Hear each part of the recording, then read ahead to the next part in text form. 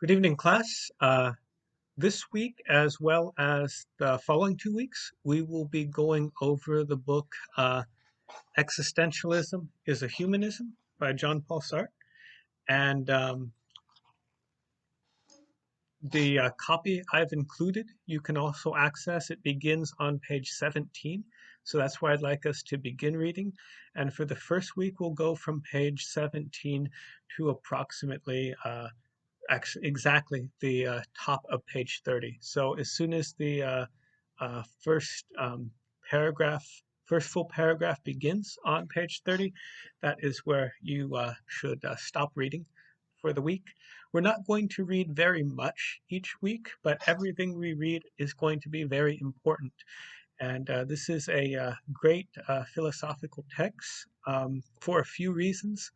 One is that Sartre mentions a lot of other philosophers. And since we're not going to be reading that many, and in this introductory course, you should have known or at least have heard of most of them. Actually, from the other chapters in the introductory to philosophy texts, you will have heard of all of them.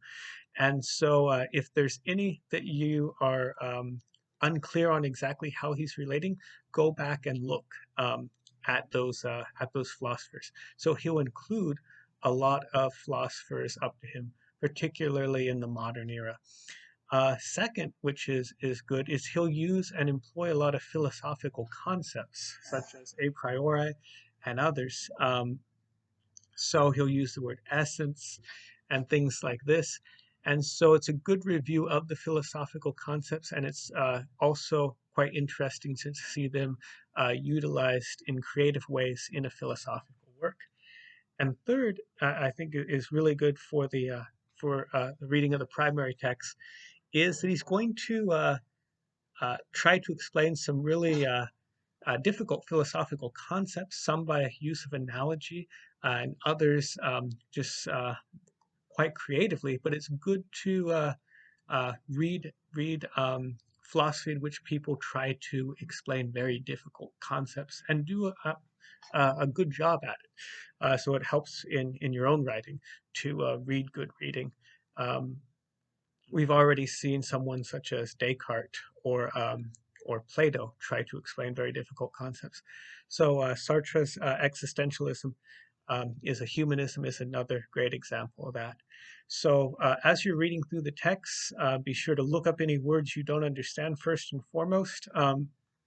Look up any philosophers you can't remember the relevance or the significance, or if you're unclear exactly how Sartre is relating this philosopher. For Descartes, since we just went over that, it should be pretty straightforward. But for some of the others, he'll mention Leibniz, he'll mention Kierkegaard. Go back and look at that.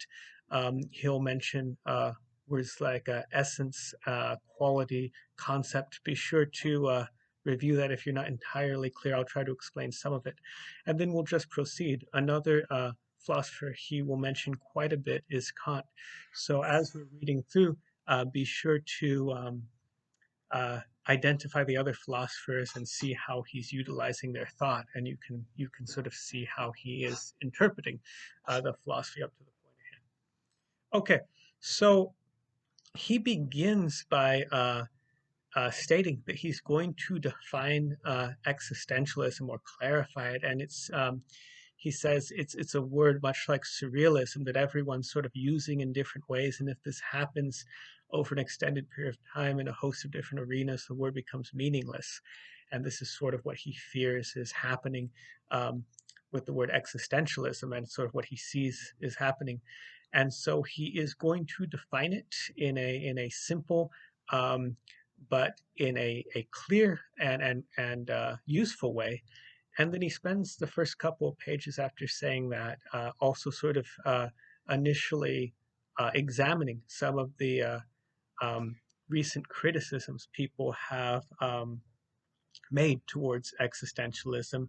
And he doesn't really defend them there as much as he acknowledges them, and he says this work that I'm going to be writing will answer these criticisms both in a general and specific way. And then he goes on to actually defining um, giving a brief definition and explaining through analogy key points on what existentialism is. And so for this video, I'd just like to mention two of those points, and these are the two phrases he uses. Another interesting and I think valuable thing about Sartre's writing is sometimes he will use a phrase that encapsulates quite a bit of knowledge in it, but you can remember it by the phrase, and then you just have to say, well, what does this phrase mean? And so the two phrases that he uses are existence precedes essence, and he also uses the phrase, we are condemned to be free. And so I'm going to take just a couple minutes in this video to give us a introductory and general understanding to what he means by that. So the first phrase that existence precedes essence, um, he immediately, after saying that, tries to show us the reverse example. And this is what this is his analogy of is this paper knife, but probably the word paper cutter is more familiar.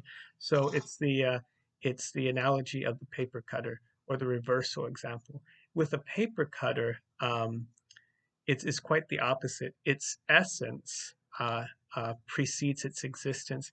And here, essence can be sort of taken in a few regards. One, to a certain extent, is its purpose or its nature, right? The purpose of the paper cutter comes into being before the actual paper cutter comes into being.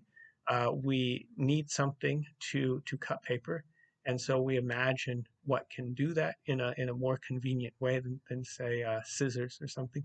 And so we have a purpose as well as a concept. We sort of, in a manufacturing point of view or our engineering point of view, we draw up a concept. This is what we want to make. This is why we want to make it. And so before it actually comes into being, um, we have both its purpose, its blueprint, so to speak, its concept, and its nature. And so this is essentially what he means by its essence. In a sense, its purpose or its nature, its concept. It comes into being, and then after these things, we actually make the physical thing, the paper cutter, its existence. And so for the paper cutter, its essence precedes its existence. And so philosophically, if you want to know what a paper cutter is, you wouldn't necessarily have to look at its existence. You could just look at its concept and its purpose and its reasons, and you could understand what it was without really observing its existence ever. The exact opposite is true for the human being. And this is really important for Sartre. And this is why it's called existentialism, because to understand what we are, we have to look at our existence. We can't look at any concept, anything apart from existence, any any ideas of nature that is not first related to existence. If we want to know what we are, we have to primarily look at existence of all human beings. Um, and only then, after we look at existence, can we begin to form a concept. But what is primary, and this is why the philosophical term is existentialism, because what is primary is our existence, contra or the reverse of the paper cutter. And so he does further this analogy a bit by saying we don't necessarily think about it this way, or many philosophers didn't, the modern philosophers didn't. And this is where he mentions Leibniz and Descartes. Just like we have a creator, a human creator for the paper cutter, so in many people's philosophical and theological analogies, we have a philosophical divine God creator for the human being. And so the God, which is the creator, creates the human being with a nature, with a purpose, with a concept. And so, what is a human being?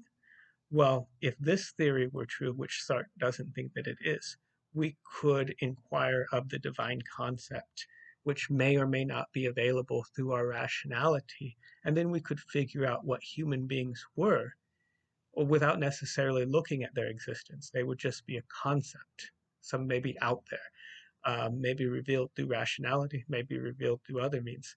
And this concept would explain what we were, what our purpose was, what our nature was. And in another sense, it would also sort of dictate the parameters of what we could do and not do. And in this sense, and we'll get to this in a second, would say our freedom would be limited, or we wouldn't have any freedom at all. We'd be determined to do these functions, these purposes, et cetera, et cetera. Um, and so because he doesn't buy into this idea of a creator, um, this is an atheistic form of existentialism. And so there is no concept of the human being divinely appointed. There is no concept to be found in this sort of world of the forms we might think if we think about Plato. And there's no just apart from existence rationality that will tell us what we are. What we are, what our concepts are, is simply the sum total of what the human being does with their existence. That's what it is.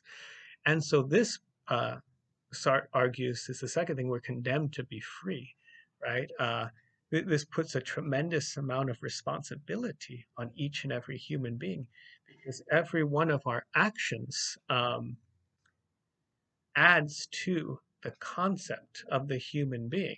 If we examine what we're doing, one of the results, apart from the cause and effect results, is providing and informing the concept of the human being. And because we have no nature, um, we, in one sense, are able to act in perfect freedom. And so we don't have any excuses as to why we do things. We do things not because of a certain nature, um, which other moral or modern philosophers might argue, or many others, not just moral or modern. Anyone that argued that we have a nature would argue perhaps a bit of constraint in our freedom of concept and nature.